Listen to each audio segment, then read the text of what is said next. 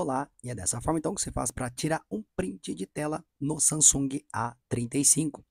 Bom, pessoal, então para estar fazendo isso, você vai apertar aqui o botão, ele precisa de uma combinação de botões. Então é a tecla lateral mais o botão de diminuir o volume. Então aperta os dois juntos, dá um clique só, tá ok? Um clique, ó. E ele tira um print para você, tá ok? Ele aparece algumas ferramentas que você pode utilizar. Então vou tirar novamente um print, ó.